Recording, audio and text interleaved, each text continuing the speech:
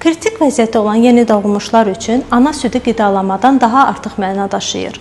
O, infeksiyadan qoruyan, bağırsağın yetişməsini dəstəkləyən, sağalma tezliyini artıran mühüm terapevtik vasitədir.